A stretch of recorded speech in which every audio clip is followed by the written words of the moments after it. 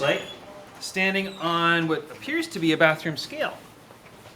And so I got this quick little question here. What's the reading or apparent weight? Now, apparent weight, just in case you haven't caught this, maybe I'll make a little note to myself. Apparent weight, what is that? The apparent weight is different from the actual weight. The actual weight is just force due to gravity. The apparent weight, when people use that term, usually means is the reading on a scale. And when we talk about the reading on a scale, maybe you guys know this already, maybe you haven't really fully thought it out. When you stand on a bathroom scale or a scale at the doctor's office, what they're really measuring is the normal force. And that's what you apparently weigh. Your actual weight would be a calculation of your mass in kilograms times acceleration due to gravity or the gravitational field strength, right? So this person's apparent weight for a person with a mass of 50 kilograms. Okay, so here's our person. We'll just call this person 1, a little 1 on their t-shirt. 50 kilograms, and their friend is pulling down on them with 40 newtons of force. And I myself, as a father, have been in this situation where I have, all you're trying to do is get ready in the morning. Maybe you want to do a little weigh-in or something like that. And one of your little friends comes and pulls down on you because they want to get your attention. And they pull down on you with 40 newtons of force. And of course, when my little people are pulling down on me with 40 newtons of force, I look down and I smile and we talk about what's going to happen next. Maybe it's a hug or something like that, but that's not the question here. The question is, what's the apparent weight on the person on the bathroom scale? So the first thing that I would want to do is draw a free body diagram, because I'd like to know what the normal force is on this person. But I'm going to say the person has an actual weight, force due to gravity, acting down on person 1, and then they also have a force of 2 acting down on 1. And I could go down the pathway of talking about the fact that there'd be a force of 1 acting on 2, like pulling up on this little friend, but that's not what I want to talk about right now, okay? I don't want to talk about Newton's third law in that way right now. What I want to say is that this person standing on a bathroom scale, and in fact my experience and probably yours is, that the bathroom scale pushes back up on the person. Now, I haven't drawn these forces to scale, no pun intended, but I do know that if I add all these forces together, they're going to add up to F net acting on person 1. Other things that I can sort of glean from the information given is that I got a mass, 1 equals 50.0 kilograms. I assume that I'm on Earth, so maybe acceleration due to gravity is 9.81 meters per second squared, and I could call that down. Force of 2 on 1, given the statement up above, is 40.0 newtons down. And I would say that the acceleration of the system, having ridden the bathroom scale before, what's the acceleration of this system? Is the bathroom scale rider accelerating up or down? No, they're staying steady, right? Acceleration is 0 meters per second squared. They're staying stationary, really. But remember, free body diagrams aren't just pictures, they're equation generating machines. So when I look at this free body diagram, before I go any further, I really should make sure that I have a defined reference frame. And I think for me, up and down are going to be respectively up positive and down negative. That's important when I'm building my equation and thinking about my values. And the equation itself would be F net for person 1 is F normal for person 1 plus force of 2 acting on 1, force of gravity acting on 1. Now, if the acceleration of the system is 0, which of those values can I zero out? Yes, ma'am. Well, no, I can't make those guys be equal to 0. Keep in mind that kind of hidden under the hood of F net 1 is Newton's second law. Remember, F net 1 is equal to mass 1 times acceleration 1. That's hidden under the hood of F net 1. So if that's the case, it seems to me that if the acceleration of the system is 1, then acceleration 1 is 0. Sorry, if the acceleration of the system is 0, then acceleration of 1 is 0. That means that that guy there has got to be 0. It does not mean that the normal force is 0 or that the gravity is 0. Now I do want to know what the normal force is because that's the apparent weight. That's how hard this scale has to push up on the person. So I'll get F normal 1 all by itself. Take the other two over to the other side, I get negative force of 2 acting on 1, negative force of gravity acting on 1. All good. And then when I get ready to sub in my values, I can say, okay, well, it's negative, and that's a negative sign because of algebra, negative force of 2 acting on 1. Now, force of 2 acting on 1 was that downwards force of 40 meters. So when I sub that value in, we've defined down as negative. So negative of negative, I'm going to put an orange negative sign there to emphasize that that's a negative direction of force, 40.0 newtons, minus, and again, when it comes to the force due to gravity, we said that force due to gravity has buried under the hood. Fg1 is equal to mass 1 times acceleration due to gravity. That's what force due to gravity means, right? Force due to gravity on 1. So again, it's going to be minus, but it's a mass of 50 kilograms, that's mass 1, times negative 9.81 meters per second squared. And again, that orange negative sign there is coming from the fact that acceleration due to gravity is downwards, and we declared down to be negative. Okay, so we got to be thoughtful about all these things. There are some minus signs that came in because of the algebra, I left them purple, and some minus signs that came in when we subbed in values because of reference frames. You don't have to color code it that way. I'm doing it right now to draw special attention to it while I'm doing a problem, okay? And as we do more of these, I'll stop drawing special attention to it, but I do all the math. Somebody with a calculator, what do you get? Starts with a 5. Yep. Nice. 530.5 newtons. And the answer's positive. Look at all these double negatives. The answer's positive, which makes sense because everyone knows the bathroom scale pushes up on you. Up is positive. And we can round it off to 3 sig figs if we like, but that would be 5.30 times 10 to the power of 2 newtons in scientific notation. And we can even say up, because it's positive. We say, therefore, the person's apparent weight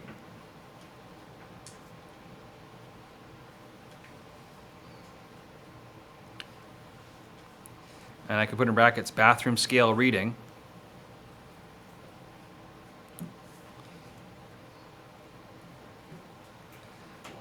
is 530 newtons, or 5.30 times 10 to the power of 2 newtons. Sorry. I'll bring that on screen. People say, newtons? Really? I thought that we measured our weight in pounds. That's true. Pounds is a unit of force. We measure mass in units of kilograms. And the fact that imperial units, or English units, or the units that a lot of Americans use, is pounds, tells us that, yeah, usually they're measuring their weight on Earth, where pounds is a fine way to measure your weight. But if I were to go to another planet, there's a little thought experiment down here. If I were to go to another planet, if mass is how much stuff you're made out of, I'll zoom in a little bit. If you have it on paper, that's fine. But if mass is how much stuff you're made out of, whether you're on the moon or on Mars or on Earth, the amount of stuff that you're made of doesn't change. Your mass doesn't change. But as we've been talking about, if the gravitational field intensity isn't the same on each of those places, and the definition of weight is mass times acceleration due to gravity, or mass times the gravitational field intensity, your mass stays the same, but your weight changes. And so to talk about weight in terms of force is fine, but recognize that pounds is a unit of force. Kilograms is mass, newtons is force, and then that always begs the question, what are the imperial units for mass? And you can go look this up, but one way of measuring mass in imperial units is the slug. Anybody ever heard of the slug? No, I'm serious. The slug. And you never heard of anybody going to the doctor and say, oh my gosh, I gotta lose some slugs. You know? It really turns out the metric is the way to go on this one. Okay, we want to go with SI units. But that little bit about mass staying the same, even though your weight changes when you go to different planets, that's another thing just to like keep in mind as a knowledge point. That's important. Okay. All right. So I want to go back up here. I want to talk about not just people in. Oh, you know, like this reading on the bathroom scale, 530 newtons. If I were to calculate the actual weight would have been 50 kilograms times 9.81 meters per second squared. What is that? Somebody with a calculator. Is that 490.5? Yeah? 490.5 newtons. Look at this. Doesn't it make sense that when my little friend pulls down on me, the bathroom scale goes above what it quote unquote should be? My apparent weight is bigger than my actual weight. That makes sense based on like my experience with bathroom scales and little people pulling on me, you know? But I want to take a look at a different scenario. Different scenario that we maybe haven't lived as much or maybe even have a harder time envisioning. And I'll put a little weird border between the two columns here. I got this 50 kilogram person. It might even be the same person, except it looks like they're ready for work now and they're going in the elevator ride. Yeah, they got a haircut, sure. 50 kilogram person in an elevator. The elevator is going to accelerate upwards at 2.00 meters per second squared. So they're no longer sitting stationary in their bathroom. They're riding the elevator, okay? And so we can make a few notes about this. We could say that the acceleration of the system isn't zero anymore. The acceleration of the system is 2.00 meters per second squared. And you know what? I think I'm going to jump ahead a little bit. I'm going to say that I've got a reference frame, and I think I would like up to be positive again, and I'd like down to be negative. And so that 2.00 meters per second squared, that's going to be a positive value. It's up. I'm not even going to write the word up. I've already decided that up is positive. And then I say, okay, well, the mass of the person, I'll call it MP, is equal to 50.0 kilograms. I get that out of the information. I know acceleration due to gravity is still, we're on Earth, 9.81 meters per second squared. Positive or negative? Negative. I'll throw a negative sign in there for the reference frame just to make sure that we don't miss it. And the way this reads is, what would the force on their feet be? Well, they might not actually be standing on a bathroom scale, but we're still looking for their apparent weight, right? It really is the same problem. What would the force on their feet be?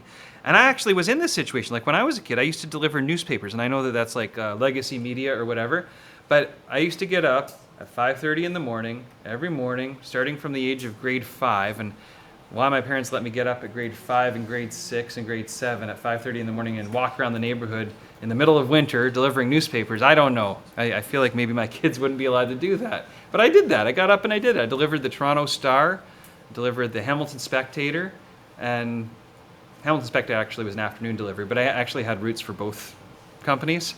I made some serious change. Rode my BMX bike, listened to my Walkman. It was a real like Stranger Things kind of childhood, you know, except for all the monstrous, you know, demigods from alternate realities or whatever it is those people have to deal with. But you know how it is, right? Insights into my childhood. So we're going to do a free body diagram for this person. And the free body diagram for the person is going to feel force due to gravity. I could call it FG, acting on person. I'm just going to call it FG because we know all these forces are acting on the person. And we know that there would be a normal force pushing up on the person. And the person's not sliding side to side, so there's no X components here. And there's no extra child in the elevator tugging on the person or whatever. So this is it. It's just the floor of the elevator pushing up on this person. And that's equal to F net acting on the person. Well, again, a picture can be turned into a formula. F net is equal to F normal plus Fg. And what we want to know is F normal. Notice that F net doesn't zero out. The acceleration of the system is not zero. So what I could do is expand this. I could say, well, that means that, actually, you know what? Why don't I isolate before I expand? That might be easier. I'll get F normal all by itself. F normal is equal to F net minus Fg. I'll say, okay, well, F normal then must be equal to, well, F net is actually mass times acceleration of the system. And Fg is mass times acceleration due to gravity. And I can sub in my values. The mass of this human is 50 kilograms.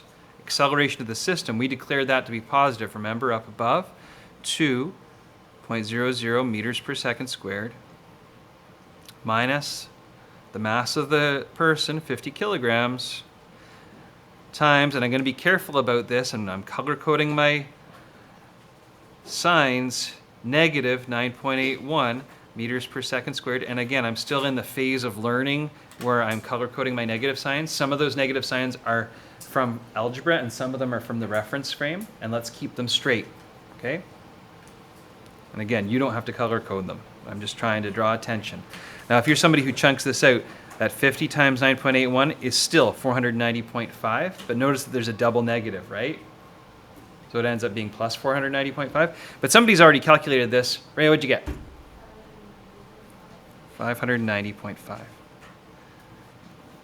590.5 newtons, or rounded to 3 sig figs would be about 5 point, oh shoot, it ends exactly in a 5, so it has to round even. 5.90 times 10 to the power of 2 newtons, approximately. And it happens to be positive, so we say up. And I think to myself, you know, as I was delivering newspapers, I can remember riding in the elevator, and I had this great chunk of my route was an apartment building. And the reason I liked having the apartment building was, first of all, high density housing, so I could have a ton of customers in that building. And the residents in the building were mostly like older than my parents, let's just say, okay? So an older group, so a lot of them got newspapers, so tons of customers, all housed in. It was air conditioned in the summer and no snow to walk through in the winter. I actually had like 4 paper routes. So one was townhouses, which was also high density. One was apartment building, and then 2 of them were, residential suburban neighborhoods, okay? This was my favorite one though, because these folks tipped well, and I got to ride the elevator and just go, basically every floor was its own little mini neighborhood, right? Make great money. Christmas time, they gave lots. It was fantastic. I'm not saying like, whatever. Newspaper routes aren't what they were, so I'm not really telling you how you can make the millions or anything. I'm just saying. But what I noticed was that whenever I would ride up in the elevator, I would feel a little extra pressure on my feet. You ever been in an elevator and you feel a little extra pressure on your feet when the motor kicks in? This is it. This is the math for why. And I can remember when I was riding elevators with my kids when I was younger. My kids are a little older now. But when I was riding elevators with my own children, they would always like giggle when the elevator would start. How many people remember when you were a kid and you felt butterflies in your tummy? Butterflies in your tummy on the elevator, you know? And what we're really talking about here, and people say, well, why do you feel butterflies in your tummy when you're in an elevator? Well, if you're in an elevator, here we are talking with this person riding an elevator. They're the rider, and the normal force on their feet changes. But if you have any contents in your tummy, don't you feel like the normal force on the contents of your tummy might change? And that's going to cause a nerve sensation? Never mind your tummy. Can you imagine it being your bladder? There's another cavity that could be filled with stuff. You're going to feel a little sensation change as the normal changes on that stuff that's inside of you. And that little change in normal could give you a little feeling of butterflies. And people say, well, why butterflies? Why are elevators designed to give us thrills? Well, not really.